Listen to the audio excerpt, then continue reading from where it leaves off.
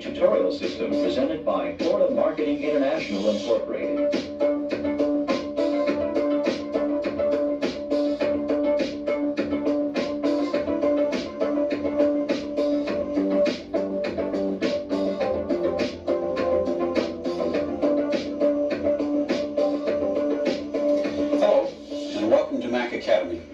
My name is Randy Smith, and over the next couple of hours, we'll be discussing Microsoft Word. We'll be going over the basics of that program.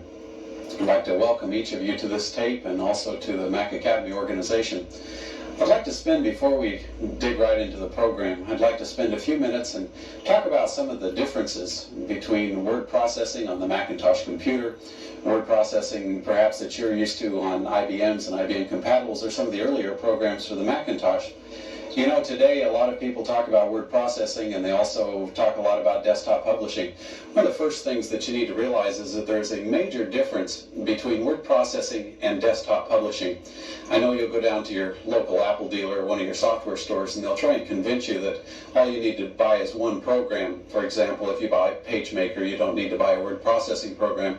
Or if you buy the all-new Word 4.0, then you won't need to go buy a desktop publishing program because it does everything. A lot of people don't understand the difference between the two types of programs, and so I'd like to talk about that just for a moment, and I'd also like to talk about word processing and how to get the most out of it, and then we'll dig right into the program. First of all, when it comes to word processing and desktop publishing, a good way, I guess, to understand the difference is an experience that I had. I worked at a newspaper for 5 years. I used to come in and I'd sit down at one of those old-fashioned Royal manual typewriters. And whether I was doing a story or an article or an advertisement, I'd sit down at that typewriter and I'd type away. And when I finished, I'd take that hard copy back to the production department. Now, in those days, someone would sit down at a photo typesetting machine, and they would type out everything that I had laid out on a nice piece of paper. Now, the word processing part, that was the part of sitting there getting the words on the paper, kind of the creative part, the part where the creative juices are flowing. And then the production department, they would take that document and they would lay it out, and they would set out columns, and they put lines between the columns, and they would do headlines. They would take graphics or photos with subheads or sidebars, and they would make your article or your ad look the way that you wanted it to look. That's kind of the difference between word processing and desktop publishing. I was doing the word processing part. They were doing the desktop publishing part. Now today we have some wonderful electronic desktop publishing programs that take all the hard parts and all the laborious steps that it used to take us to get our document to look just like we wanted it to look, and they've taken all the work out of that. There are many good ones out there. PageMaker is one that we use, Ready, Set, Go, Quark.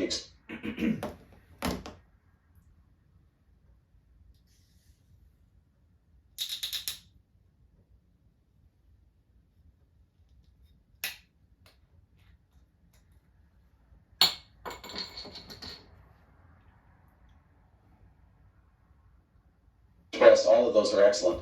And the recommendation I'd like to make to you is, if you are professionally in the business of doing brochures or doing reports or doing anything other than just standard 8.5 by 11 documents, I would suggest that you get both a professional word processing program and a desktop publishing program. Sure, we can make Word, and we will be doing that in our advanced tape. We'll show you how to do side-by-side columns, and we'll show you how to take a graphic and put it into your document, and we'll show you how to wrap copy around that. But it is extremely difficult. It takes a long time. Whereas in a desktop publishing program with the push of 1 or 2 buttons, you can do exactly you can accomplish the same task. So please understand there is a difference and that you need both. When it comes to word processing, and word processing, as I mentioned, is the function of getting all of your thoughts, your words, copy that perhaps is going to sell or make someone interested in your business, getting that all down on paper.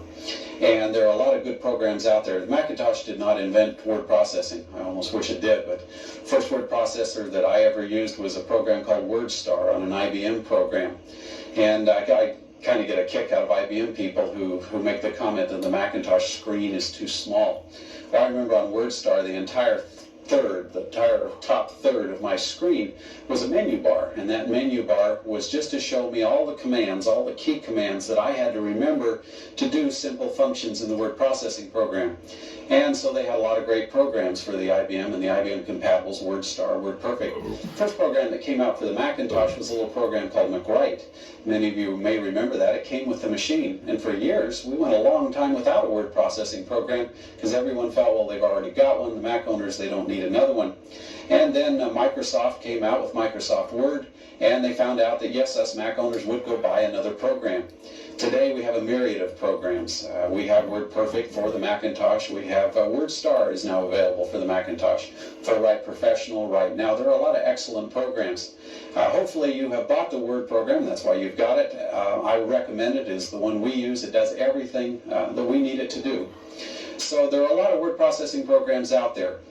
Since you're using Word and since you're using the Macintosh, I would recommend that you find out what this program is best at and use that to its fullest capacity or capability. So we're going to be looking at the capabilities of Word as we go through the program this morning. Another little caution, I guess, that I want to make. You know, I've seen a lot of word processors, and if you want to get really archaic, the first word processor that I ever saw, and this is going to make me sound kind of old, was a linotype machine. Linotype machine, you'd hit a key, it'd go up into this great big machine, it would find a metal ingot that had the letter, and that would come flying down the tracks, and they'd put some ink on it and hit the paper. It was very slow, it was very expensive, it was very noisy. And also you had to make all your mistakes on the paper before you could go back and correct them, and that was very difficult. Then we went into kind of the stage of the IBM Selectric, I guess, the era of the IBM Selectric. Some of you may still have been in that recently. An exciting thing about the IBM Selectric was for the first time you could hit a key like an L, and you could get something different than the last time you hit the key by changing the little element in your typewriter. For the first time we could get bold, we could get italics, we could change type fonts and get Bodini or some other type font. And that was exciting. We used to line all the little elements up. But we were still forced to make the errors on the page before, or we had to print it, we had to make the errors on the page before we could make the correction. And you may remember some of the ways that we used to make the corrections. I don't know if you're old enough to remember the little white pieces of paper that we used to string all over our desk, and we'd cram those down in the typewriter and try and get the letter to hit right where it hit before to correct it. Then we went into a great era after that, a nice new product. In fact, the singing group, the Monkees, went around here not too long ago. You may have noticed there were only 3 of them instead of 4. Michael Nesmith was the 4th member, and he did not tour. The reason he did not tour is that his mother invented whiteout, and he inherited about $43 million and didn't need to sing anymore. It wasn't whiteout a great invention. In fact, I remember just sitting back with that and just painting all over our page. We'd get these big lumps where the whiteout got a little too heavy. But for those of us that had to do legal documents or contracts, we couldn't go through and white out our mistakes. And so then the real word processing came along, and the reason I go through all this is to drive home the point that the word processor allows us to make all of our errors on the screen before we put them on the page. And I still know a lot of people who, using a word processing program, Word or anyone, they'll go through, do their entire document, print out a copy, and then sit down and start correcting all their errors. If you're going to do that, then you might as well use a typewriter, because you've got a very expensive typewriter sitting here. So the first step to using a word processing program, anyone, is to plan out in advance what you want your document to look like. Take a minute, take a piece of paper and a pencil, and just simply sketch out what you'd like it to look like when it's finished. Are you going to have headlines? Are you going to have footnotes? Are you going to have headers or footers? Are you going to have 1 column or 2 or 3? And you will save a tremendous amount of time when you sit down with your program to make that document on the screen look like you want it to look like when it's printed. Second area is go through all the different regimens that we have to make corrections before you print it out.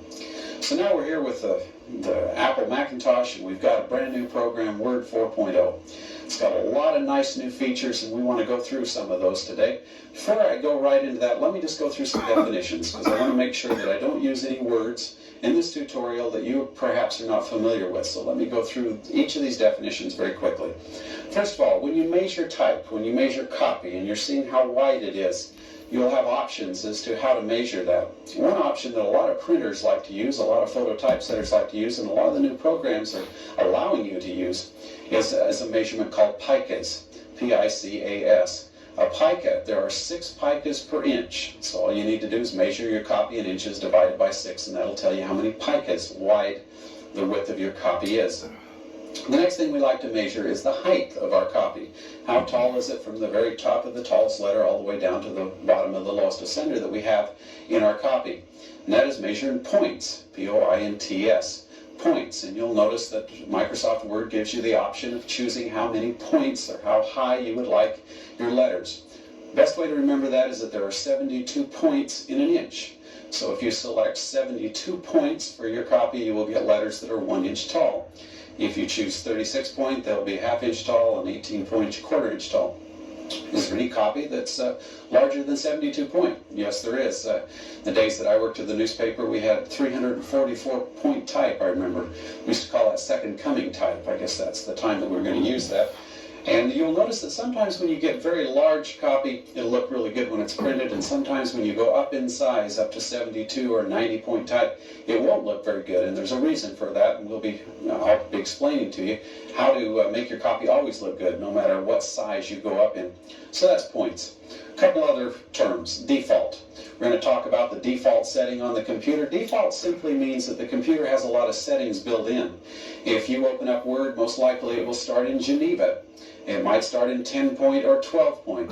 All of those are default settings. It's already set your margins at 0 and 6 inches. It has set your top margin at 1 inch, your bottom margin at 1 inch, ½ inch on either side. Those are all default settings, and you can change those, and we'll go into how to change each of those default settings later on in the tape. Next term is word wrapping. Word wrapping simply means that when you get to the end of a line of type in Word, it will automatically go to the next line without you hitting a carriage return. And I'm sure you're familiar with this if you've used a word processor. The only reason I bring this point up here is that in Microsoft Word, if you do a carriage return, if you reach down and hit the return on your keyboard, you automatically tell Word this is a brand new paragraph, even if it isn't a new paragraph. So remember, whenever you do a manual carriage return, you are telling the machine, you're telling the program, this is a new paragraph. Next term, reverse type. Reverse type simply means white letters on a black background versus black letters on a white background. We use this a lot to draw attention to a certain copy block. A few rules when using a PageMaker, for example, allows you to do reverse type. There's a few rules when using reverse type. First of all, never use it smaller than 18 point. Also, never put it in long copy blocks. And the reason is it's very difficult to read. I found that it's best to use reverse type in a headline or perhaps a price that is very large, one block that'll say $49 or $249. Reverse type shows up and stands out very much when you use it in that way.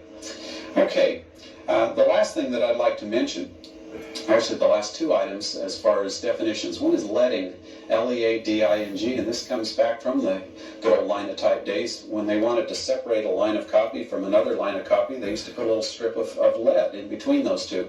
Leading is simply the spacing in between your lines.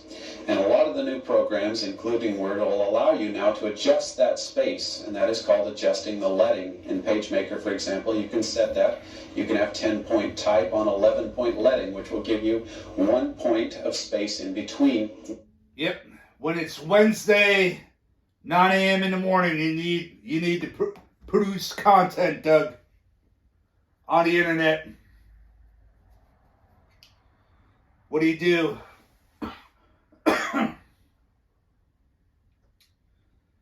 Sit in the chair, drink a cold container of malt liquor, upload to YouTube.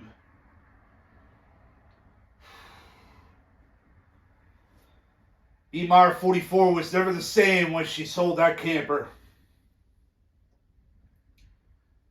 Lost all our content, and then the channel went to shit.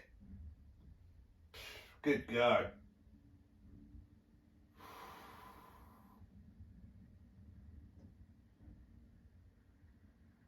Butch Meyer should have never sold that camper.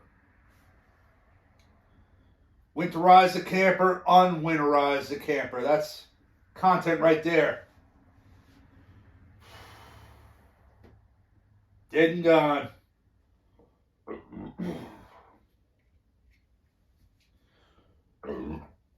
I swear we're there. With my man J Love, man. I'm a motherfucking nigga. Yes, I'm a motherfucking nigga. Guess who? It's a motherfucking nigga. Yes, y'all, to the right, baby. Yo, boy, come back. I've been here, ain't going nowhere.